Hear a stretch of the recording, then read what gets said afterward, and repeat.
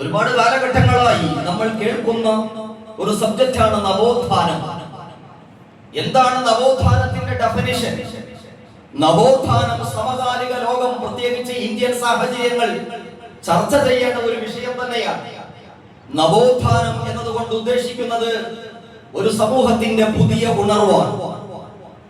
അനീതികളും അധർമ്മങ്ങളും ലോകത്ത് സംഹാര താണ്ഡവമാടുമ്പോ പതിയിരിക്കുന്ന ഒരു സമൂഹം, പതിയിരിക്കുന്ന യുവത, അങ്ങനെ പാടില്ലല്ലോ എന്ന തോന്നലിൽ നിന്നും ഉണ്ടാകുന്ന പ്രതിഷേധത്തിന്റെ അഗ്നിജ്വാലകൾ, അത് ചിലപ്പോൾ ഭരണ സംവിധാനങ്ങൾക്കെതിരായിരിക്കാം, രാഷ്ട്രീയ നിലപാടുകൾക്കെതിരായിരിക്കാം, കേരളീയ സാഹചര്യങ്ങളിൽ വർഗീയ ഫാസിസ്റ്റിന്റെ രാഷ്ട്രീയ അജണ്ടകൾക്കും വിദ്യാഭ്യാസ അജണ്ടകൾക്കും എതിരായിരിക്കാം.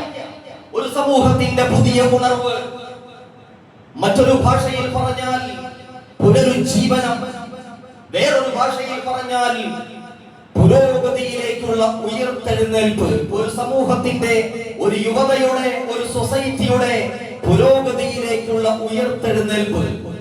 ചിന്തയിലും വിദ്യാഭ്യാസത്തിലും സംസ്കാരത്തിലും സാമൂഹിക ജീവിതത്തിലും ഉണ്ടാകുന്ന നന്മയുടെ മാറ്റങ്ങൾ, സത്യത്തിന്റെ മാറ്റങ്ങൾ, നീതിയുടെ മാറ്റങ്ങൾ, വിജയത്തിന്റെ മാറ്റങ്ങൾ, ഇതിനെല്ലാം നവോത്ഥാനം എന്ന് പ്രിയപ്പെട്ടവരെ നമുക്ക് പറയാം. ഇതൊക്കെ നവോത്ഥാനം തന്നെയാണ്.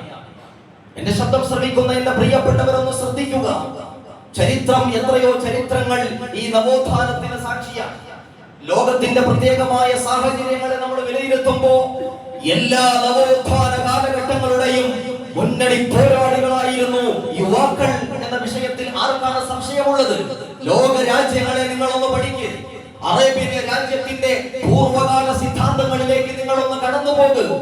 പുതിയ മാറ്റങ്ങൾ ലോകത്ത് രൂപപ്പെടുമ്പോ ആ പുതിയ മാറ്റങ്ങൾക്ക് പിന്നിൽ കൊടിയുമായിട്ട് നേതാക്കന്മാരോടൊപ്പം ചേർന്ന് നിന്നതും സിന്ദാബാദ് മുഴക്കിയതും വിജയത്തിന്റെ അഗ്നിജ്വാലകളിലൂടെ വിജയപർവ്വതങ്ങളിലേക്ക് എത്തിച്ചേർന്നതും യുവാക്കളുടെ അടുപ്പത്തിലൂടെയും യുവാക്കളെ ചേർത്ത് വെച്ചതിലൂടെയുമായിരുന്നു എന്നത് നവോത്ഥാനത്തിന്റെ എല്ലാ ചരിത്രങ്ങളും സാക്ഷിയാണ് എന്ന് പറയാതിരിക്കാൻ കഴിയില്ല.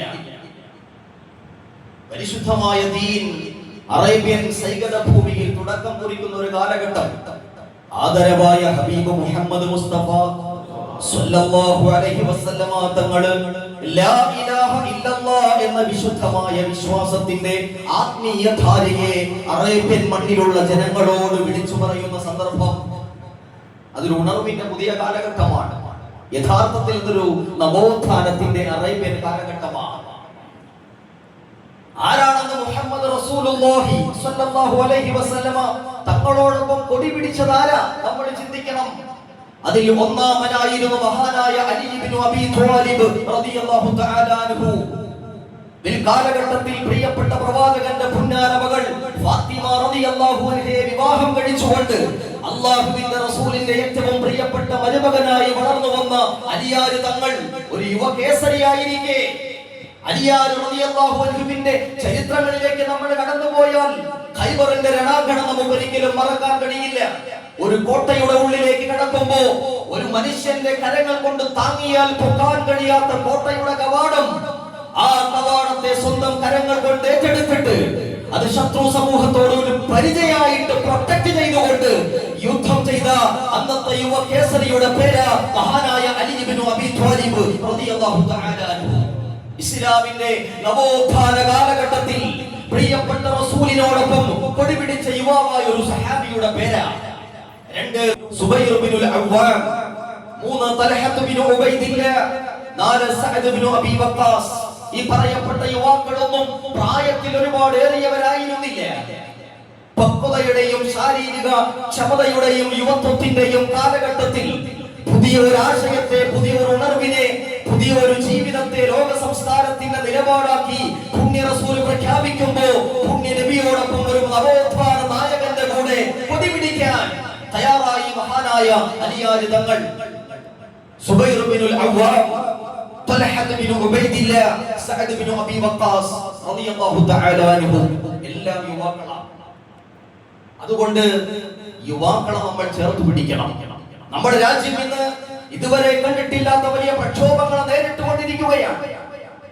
കേന്ദ്ര ഗവൺമെന്റ് വർഗീയ ഫാസിസത്തിന്റെ അജണ്ടകളെ വിദ്യാഭ്യാസ മേഖലകളിൽ നടപ്പാക്കിക്കൊണ്ട് ഈ രാജ്യത്തെ വിദ്യാർത്ഥികൾ വളർന്നു വരുന്ന യുവതലമുറ തൊഴിലില്ലാതായി മാറുമ്പോ, അവർ ജീവിക്കാൻ വേണ്ടി അന്യനാടുകളെ മാത്രം അഭയം തേടി പോകുമ്പോ, നീറ്റ് പോലെയുള്ള നമ്മുടെ രാജ്യത്തെ ഏറ്റവും സുപ്രധാനമായ വിദ്യാഭ്യാസ മാധ്യമങ്ങളെ ആ വിദ്യാഭ്യാസ മേഖലകളിൽ ചോദ്യപേപ്പറുകൾ ചോർത്തിക്കൊണ്ട് ഇത്തക്കാരെ കുത്തിക്കയറ്റാനുള്ള ഉത്സാഹമായ ശ്രമങ്ങൾ നടക്കുമ്പോ,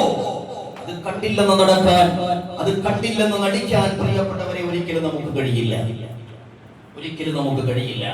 ഹബീബായ റസൂലുള്ളാഹി സ്വല്ലല്ലാഹു അലൈഹി വസല്ലമ തങ്ങളുടെ കാലഘട്ടത്തിലേക്ക് നമ്മൾ പോകുമ്പോ, നിർണായകമായ അവസരങ്ങളിലെല്ലാം റസൂലുള്ളാഹി യുവാക്കളെ, യുവ സമൂഹത്തെ തന്റെ ശൈലിയോടും തന്റെ സംഘാടനങ്ങളോടും തന്റെ സൈന്യങ്ങളോടും ഒപ്പം ചേർത്ത് നിർത്തിയതിന്റെ ചരിത്രങ്ങളെ നമുക്ക് വായിക്കാൻ കഴിയും.